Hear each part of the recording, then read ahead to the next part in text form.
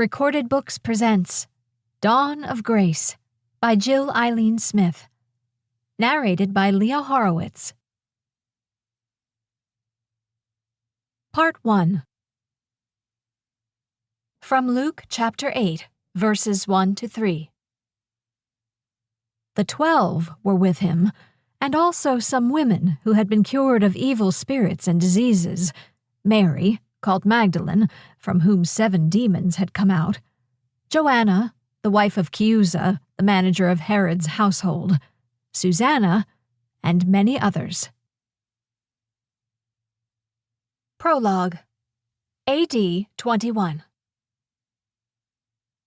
"It's this way, Mary! Come on!" Susanna shouted above the noise of the wind whipping off the lake.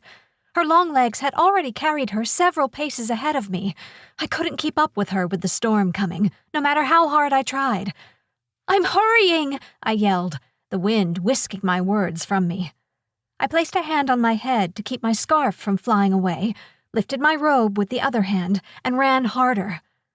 Why had God made me so uncoordinated and spindle-legged at 8 years old when Susanna was able to do anything at the same age? It wasn't fair.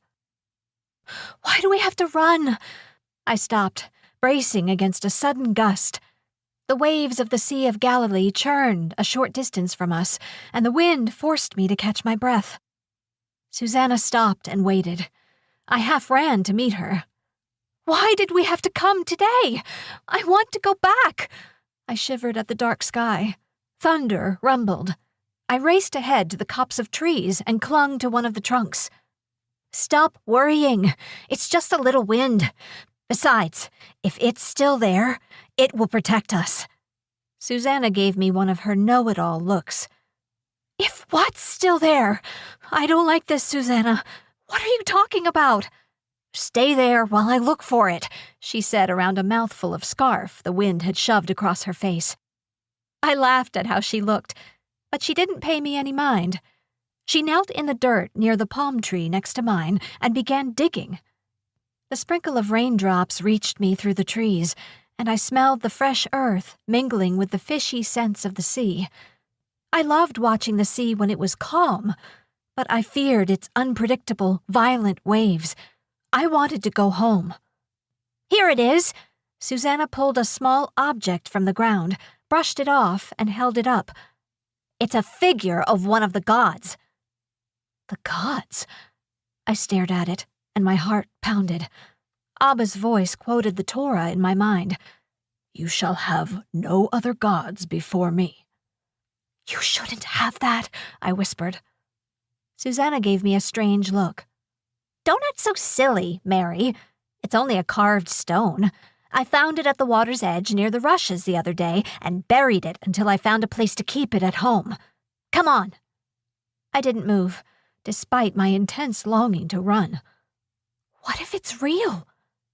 Susanna walked on, staring at the object. Had she heard me above the wind? "Susanna!" I shouted. She turned and looked at me. "What? Come on before we're soaked." "Put it back first," I insisted. "You know what the priests say." Little bumps crawled up my arms. "We aren't going to worship it. No one is going to care if we have it." Susanna lifted her chin, her look determined. "My Abba will care, and he'll be angry. Your Ima will too." We both went to synagogue every week, and my Abba was a respected member of the community. I would be in a lot of trouble if he found out I'd looked at an idol.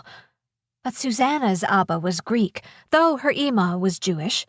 Susanna did a lot of things I thought wrong. But what could I say when her Abba didn't care, and her brother Marcus filled her mind with Gentile things? "It's pretend, Mary. Like a doll. We can play with it," Susanna said, pulling me out of my thoughts. "Now come on." She grabbed my arm and tugged. I followed to escape the storm. To keep listening to this audiobook, I've left you a link in the description so you can do it, at no cost thanks to Audible's 30-day free trial.